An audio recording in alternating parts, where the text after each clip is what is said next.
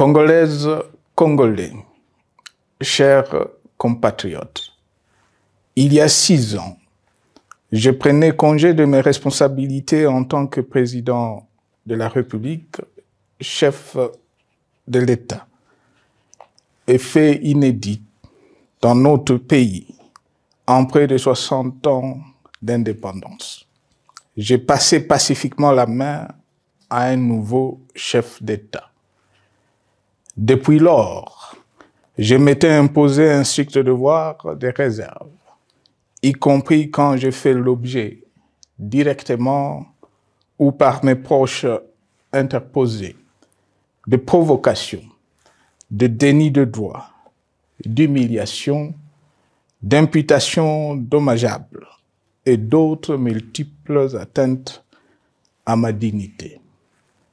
D'abord, parce que je suis convaincu que le temps est le meilleur allié de la vérité, un antidote lent mais puissant contre le venin du mensonge et de la délation. Mais aussi et surtout, parce qu'agir autrement aurait fait le jeu de ceux qui, par cette campagne odieuse, cherchaient à détourner l'attention de notre peuple de leur incapacité, aujourd'hui avérée, à répondre à ses attentes et aspirations.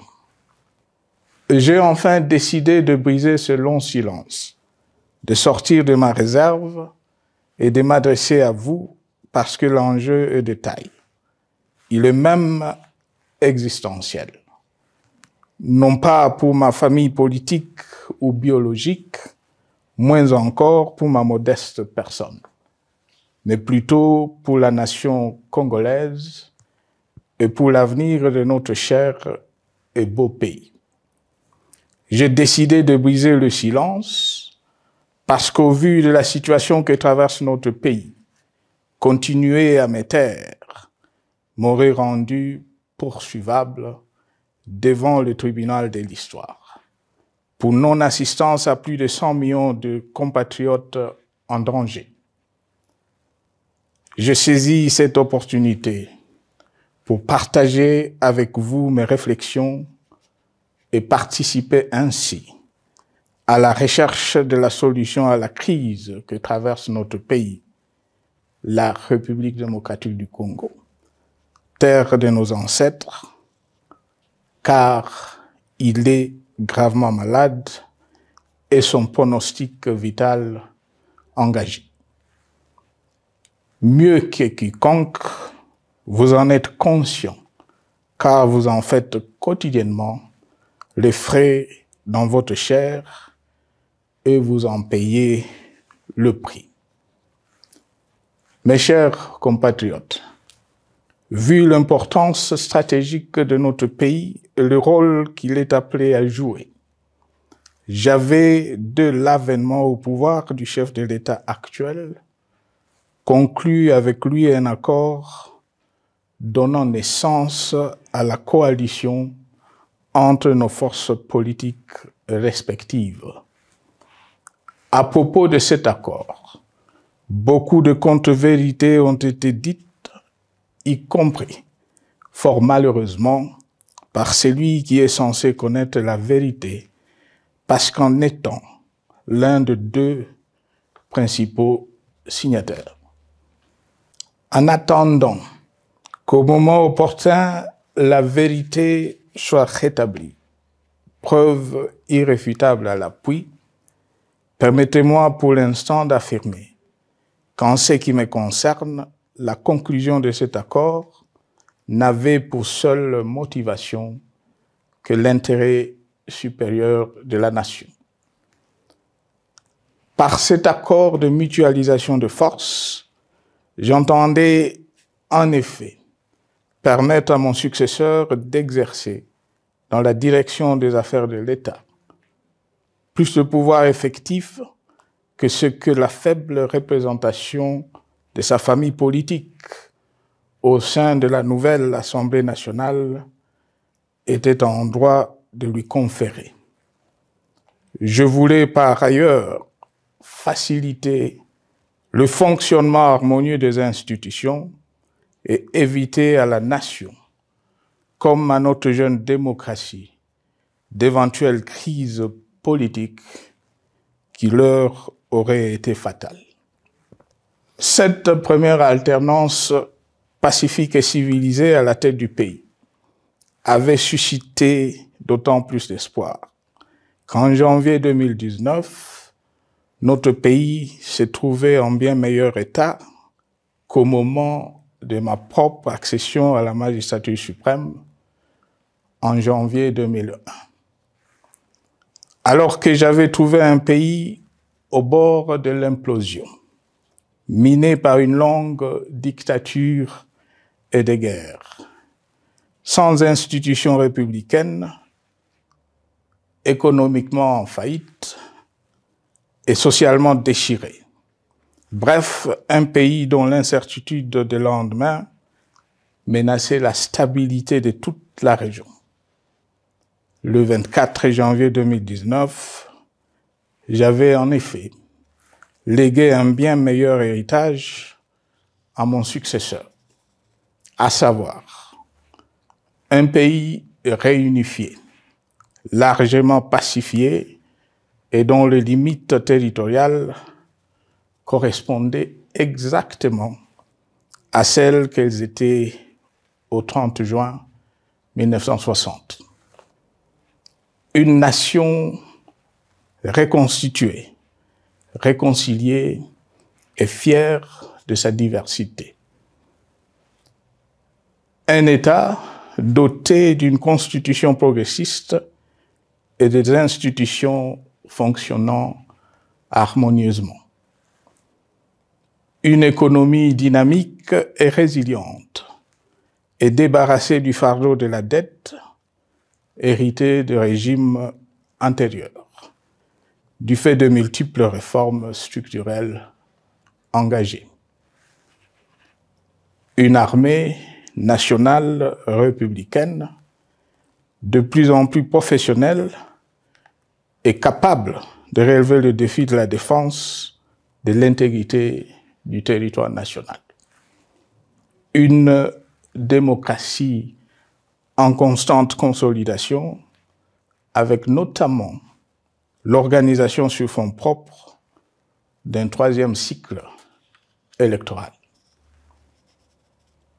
Le cœur serré, je constate qu'à peine 6 ans après, ce bel héritage en indivision, légué à l'ensemble de notre peuple, a été complètement dilapidé par celui qui en avait reçu la garde. Que notre pays offre un spectacle de plus désolant et qu'il suscite d'autant plus de désespoir au sein de notre peuple et de pitié et de moquerie à travers le monde, que l'inconscience de ses dirigeants ne permet aucun espoir de redressement. Cette détérioration rapide de la situation générale du pays est principalement due à l'iverse du pouvoir sans limite. Le nouveau dirigeant s'illustre en effet par une série de remises en cause, reniements et violations intentionnelles de la Constitution, avec en toile de fond la volonté irrésistible de concentrer tout le pouvoir entre les mains d'un seul homme au mépris du pacte qui cimentait la cohésion de notre peuple. Le premier acte de remise en question de ce pacte républicain, véritable socle de stabilité et de cohésion nationale, a consisté à violer délibérément la Constitution et les lois pertinentes lors du premier remaniement de la Cour constitutionnelle par le président de la République. La violation de ce texte juridique, fondement de tout état de droit, pour de simples raisons de confort politique est devenue, depuis lors, une marque distinctive de la gouvernance de notre pays. Dans le même esprit, en décembre 2020, il fut organisé un coup d'État institutionnel à la suite du renversement en pleine mandature d'une majorité parlementaire, pourtant dévolue par le peuple souverain, ainsi que le gouvernement qui en était issu. S'en sont ainsi suivis la nomination illégale de membres de la Commission électorale nationale indépendante, ainsi que le simulacre des élections de décembre 2023, organisées en violation du cadre juridique et de normes internationales pertinentes, qui, par une ampleur sans précédent de la fraude, ont amplifié l'illégitimité des institutions et de leurs animateurs. Le coup de grâce a été donné par l'annonce du projet de changement de la Constitution, un projet dont la réalisation liquiderait totalement le consensus national de Sun City. Les conséquences négatives de cette gouvernance non orthodoxe sont pour le moins stupéfiantes. Le pays est ainsi devenu un espace de non-droit. La République a cessé d'être démocratique et la volonté du chef de l'État tient désormais lieu de loi suprême, supplantant la Constitution et les lois. En revanche, érigé en politique du gouvernement, le populisme et la démagogie, le mensonge et l'arrogance, la discrimination et la stigmatisation de certaines composantes de notre peuple, l'institutionnalisation du tribalisme et du népotisme,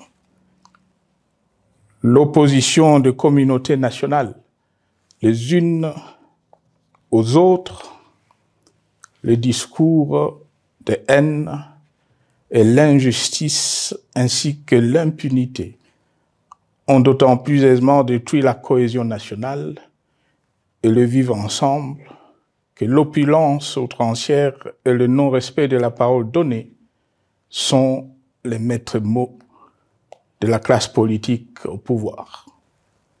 Ce qui a rendu le pays fragile et donc vulnérable. Plus grave, le repli identitaire, dangereux pour l'édification de toute nation, a refait surface, avec ses vieux démons dont l'intolérance et la division est circonstance aggravante. Cela est non seulement toléré et impuni, mais aussi et surtout véhiculé et financé par les tenants du pouvoir. Face à cette dérive, le Parlement a abdiqué de sa mission constitutionnelle de contre-pouvoir. Il a ainsi cessé d'être le temple de la démocratie, le lieu par excellence de l'expression législative et la volonté du souverain primaire, pour ne plus être qu'une chambre d'enregistrement de la volonté d'une seule personne. Quant à la justice, garante constitutionnelle des libertés publiques et du socle de valeurs, qui structure notre identité et forge notre unité, elle a complètement démissionné de ses responsabilités, se laissant ouvertement instrumentalisée à des fins politiques.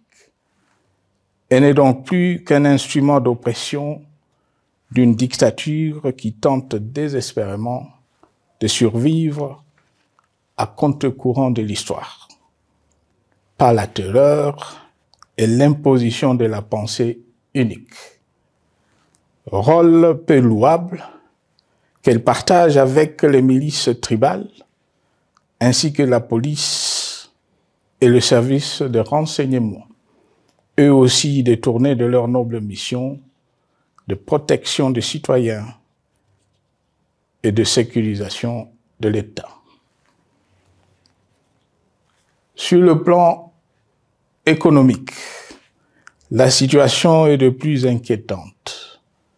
Malgré l'augmentation des recettes publiques, essentiellement due à l'arrivée à maturité de toutes les réformes courageusement votées de 2002 à 2018, notamment le nouveau code minier, forestier, des hydrocarbures, des assurances et de la sous-traitance, et un niveau d'aide financière accrue de la part des institutions de Bretton Woods. Aucun investissement n'a été réalisé pour doter le pays d'infrastructures modernes, soutenir de réformes structurelles et stimuler la croissance. Par contre, l'inflation et la dépréciation monétaire, jadis vaincues, sont de retour. La corruption et le détournement de deniers publics ont atteint un niveau inédit.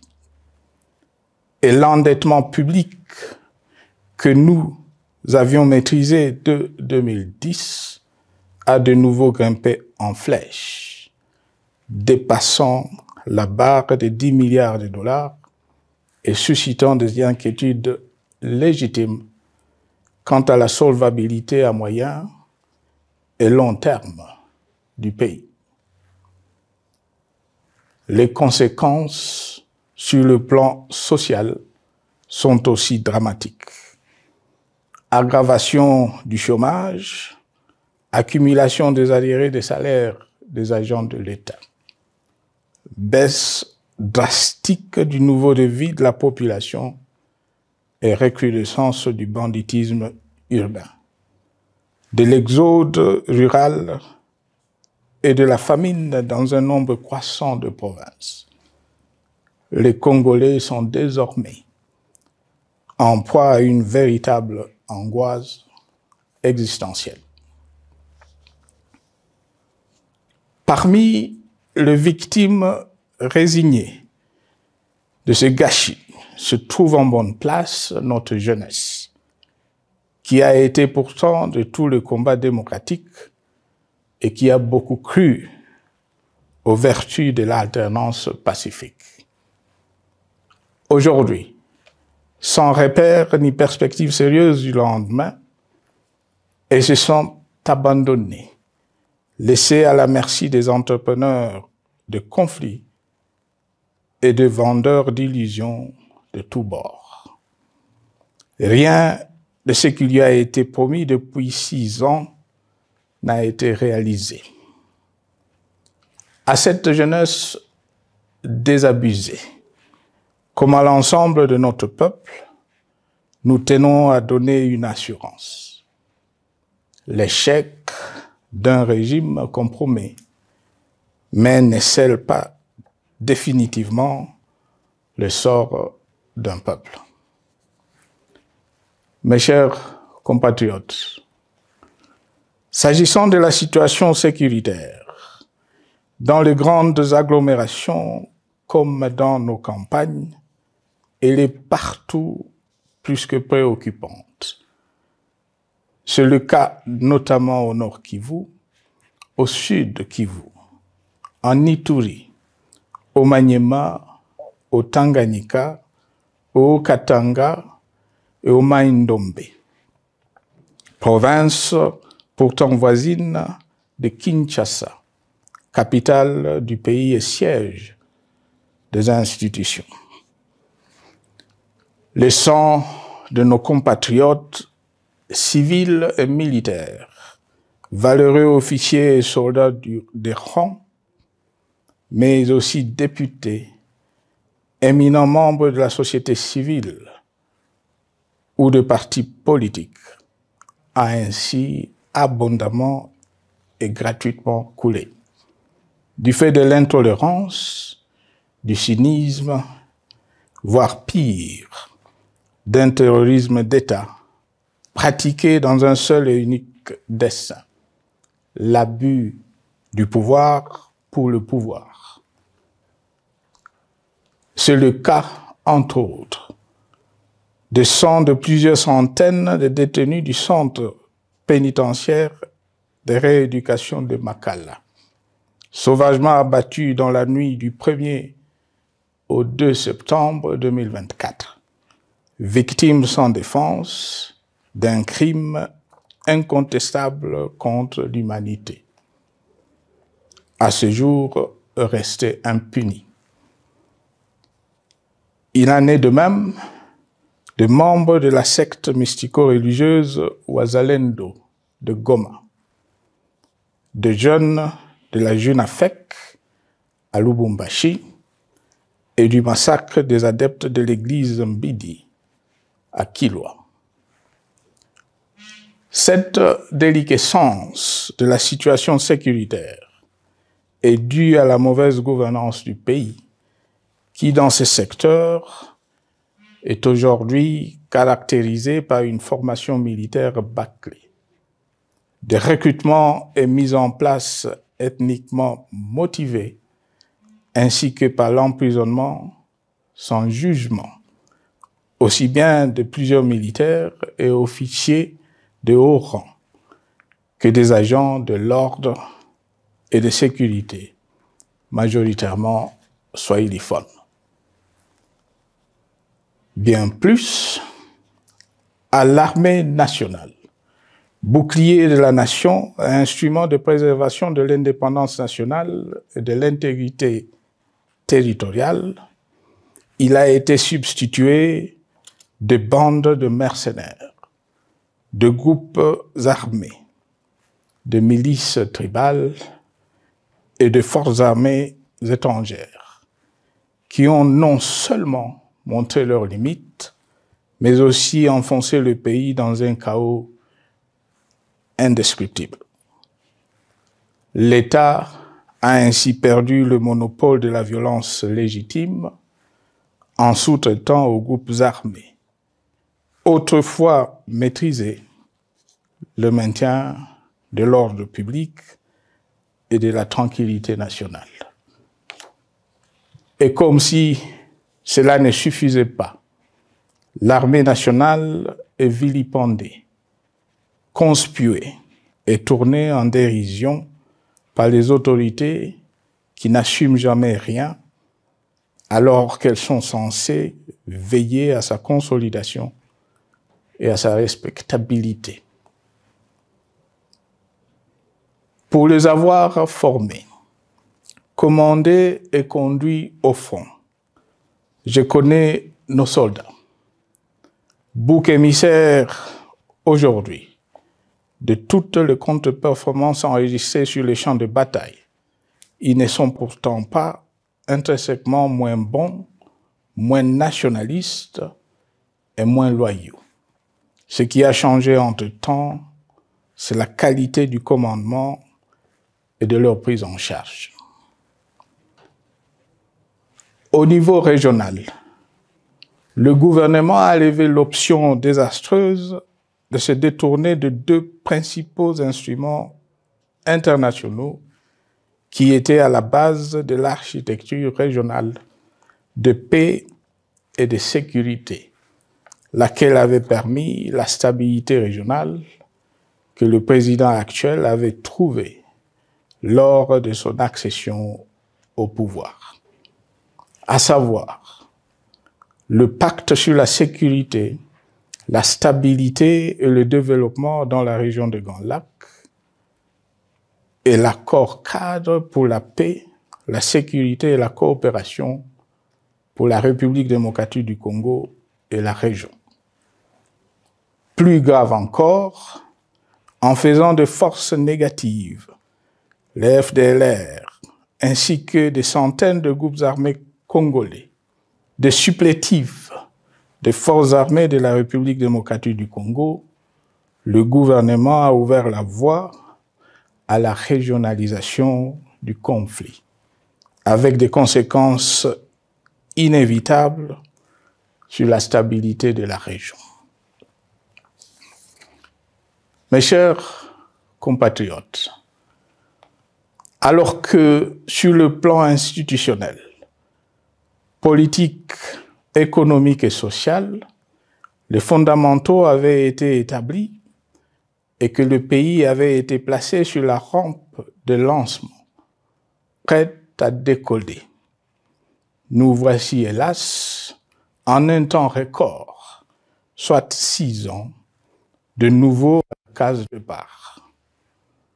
Seul d'un État failli, divisé, désintégré, au bord de l'implosion, inscrit en bonne place au palmarès de pays pauvres, le plus corrompu et très endetté.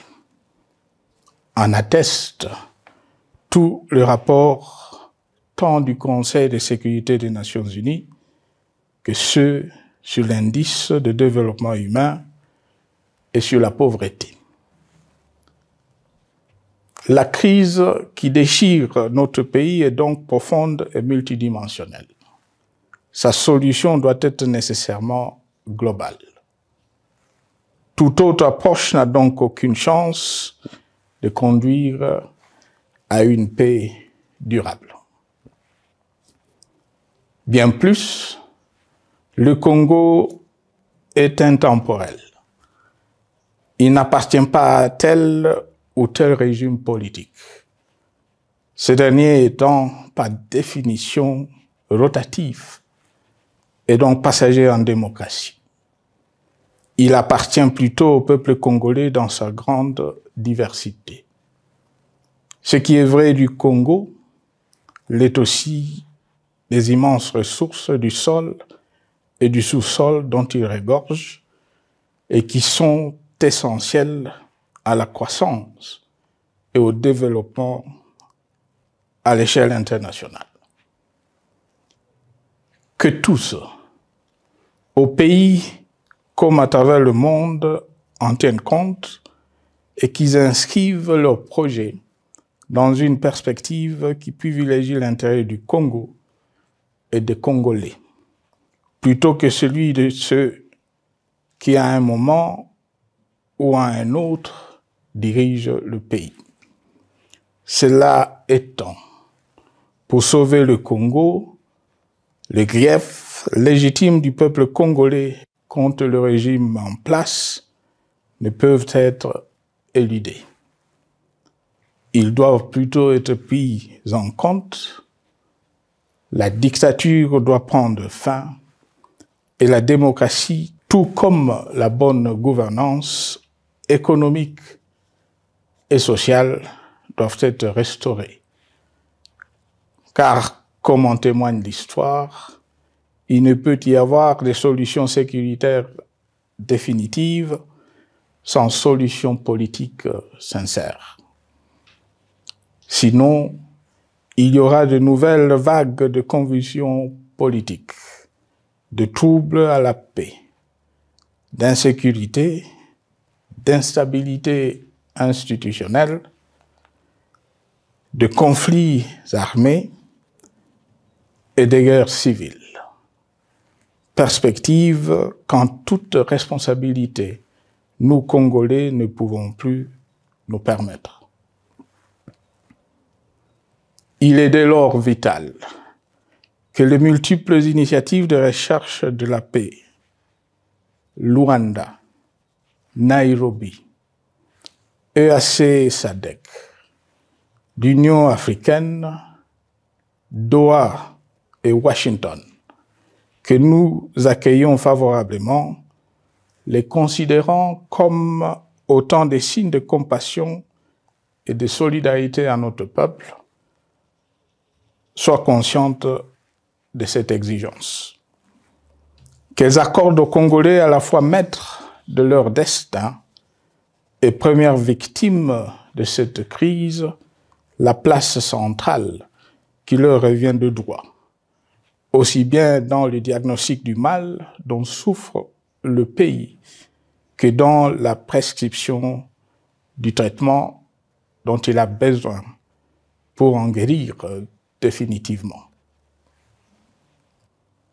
Il convient de noter à ce sujet que le gouvernement de Kinshasa s'est enfin résolu à se mettre autour d'une même table avec l'AFC/M23 depuis plusieurs semaines à Doha, même si, bizarrement, il continue à considérer comme un crime le fait que les autres Congolais se parlent entre eux. C'est le lieu pour moi de saluer la démarche des évêques de la CENCO et de l'ECC, qui a le mérite de n'exclure du débat aucun sujet, ni aucun de nos compatriotes. Sans être parfaite, cette initiative conjointe des Églises mérite le soutien et, si nécessaire, des enrichissements de la part de notre peuple. Mes chers compatriotes, une fois n'étant pas coutume, il convient de dénoncer la falsification de l'histoire par ceux dont le jeu pervers dans l'opposition naguère, comme aujourd'hui au pouvoir, a consisté et consiste encore à calomnier, à diffamer, à diaboliser et à diviser pour gagner et régner, à se défausser sur les autres pour justifier leur contre-performance, quelles qu'en soient les conséquences sur la cohésion nationale ou en termes de vies humaines injustement brisées ou perdues. Une preuve, s'il en fallait encore, vient de nous en être donnée une fois de plus. Il y a quelques jours, en effet, suite à une simple rumeur de la rue ou des réseaux sociaux sur ma prétendue présence à Goma, où je veux me rendre dans le prochain jour, comme annoncé par ailleurs, le régime en place à Kinshasa a pris des décisions arbitraires, avec une légèreté déconcertante qui témoigne du recul spectaculaire de la démocratie. Mieux que quiconque, vous savez que pour moi, le Congo est la priorité absolue, que sa souveraineté et son intégrité territoriale ne sont pas négociables, que mon engagement pour la démocratie, la cohésion nationale, la paix et la stabilité n'est pas un slogan creux, et que le respect de la Constitution et des lois du pays, autant que celui de la parole donnée, sont sacrés. Militaire, j'ai juré de défendre la patrie jusqu'au sacrifice suprême. Hier au pouvoir, aujourd'hui en dehors du pouvoir, je demeure plus que jamais fidèle à ce serment.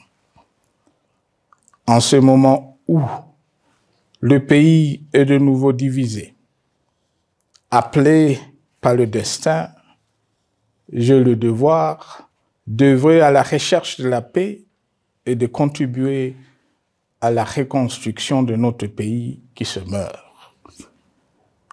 C'est dans cet esprit que j'ai choisi ce moment pour exprimer ma sympathie à l'endroit de toutes les victimes du conflit en cours, de réconforter et marquer ma solidarité avec la population de la partie orientale. Vous, qui êtes abandonnés par le pouvoir central, qui semble avoir pris le parti de vous punir, entre autres, en déconnectant les institutions financières du réseau bancaire national et en restreignant le mouvement de personnes et de biens. Ces décisions et bien d'autres vous asphyxient et rendent votre vie plus précaire que jamais. J'en appelle aux uns et aux autres, en particulier au gouvernement, d'humaniser les conditions de vie de nos compatriotes de cette partie du territoire national. Ils ont droit à la vie, à la scolarisation de leurs enfants et aux autres conditions du bien-être. En entendant le rétablissement de l'autorité de l'État sur toute l'étendue du territoire national, j'invite les tenants du pouvoir à protéger la population. De même, l'armée, la justice, les autres structures en charge de l'ordre et de la sécurité doivent être véritablement au service de la population et répondre à ses aspirations. Mes chers compatriotes, de par mon expérience dans des situations similaires, le patriotisme et l'humanisme ont guidé le processus de règlement de conflits et ont porté de fruits dans le passé, aussi bien sur les champs de bataille que sur celui des négociations ou du dialogue. Notre pays avait été divisé de quasi-moitié pendant quelques années. La sagesse avait alors prévalu. Nous avions recollé le morceau et le pays a survécu dans son unité. C'est ainsi qu'après quelques années de réflexion sur la crise en cours, après avoir consulté des chefs d'État et des anciens chefs d'État de la région, ainsi que des acteurs politiques et sociaux, nationaux et étrangers, j'ai fait ce jour une proposition qui engage la nation tout entière à un sursaut patriotique pour un pacte citoyen afin de tirer le pays du gouffre. Le travail hardi qui s'impose à nous portera notamment sur les 12 points suivants. 1. Mettre fin à la dictature, mieux à la tyrannie. 2. Arrêter la guerre. 3. Rétablir l'autorité de l'État sur toute l'étendue du territoire national. 4. Restaurer la démocratie en revenant aux fondamentaux d'un véritable État de droit. 5. Rétablir les libertés fondamentales. 6. Réconcilier le Congolais et reconstruire la cohésion nationale. 7. Relancer le développement du pays par la mise en place d'une bonne gouvernance économique, une gestion administrative et financière orthodoxe et une répartition équitable des ressources nationales. 8. Relancer le dialogue sincère et permanent avec tous les pays voisins en vue de l'instauration de la paix et du développement durable dans la région. 9. Rétablir la crédibilité du pays auprès de partenaires au niveau tant régional, continental qu'international. 10. Neutraliser tous les groupes armés nationaux et étrangers et rapatrier ces derniers dans leur pays d'origine. 11. Mettre définitivement fin au recours et à l'utilisation de mercenaires, conformément à la Convention de l'Union africaine sur l'élimination du mercenariat en Afrique du 3 juillet 1977 et à la résolution des Nations Unies du 4 décembre 1989 portant sur la Convention internationale contre le recrutement, l'utilisation, le financement et l'instruction de mercenaires et rapatrier sans condition ceux qui sont déjà déployés sur le sol congolais. 12. Ordonner le retrait sans délai de toutes les troupes étrangères du territoire national. À ce sujet, je salue la décision sage des pays de la SADC de retirer les troupes de la SAMI DRC de notre pays. Vu l'immensité de la tâche ainsi décrite, je lance un appel solennel à tous les Congolais, sans distinction de sexe, d'ethnie, d'âge, de classe sociale, de zone géographique ou d'appartenance politique, qui aiment passionnément le Congo, qui sont prêts à tous les sacrifices, qui adhèrent sans réserve au pacte républicain de Sun City et qui tiennent au respect de la Constitution du 18 février 2006, à se dire autour de ces objectifs. Il s'agit de la refondation de l'État et de l'édification d'un pays qui a perdu ses repères. Mobilisons-nous et mettons à profit tous les moyens à notre disposition pour restaurer l'unité nationale, sauver le Congo et préserver son indépendance. Car l'Afrique et le monde nous regardent.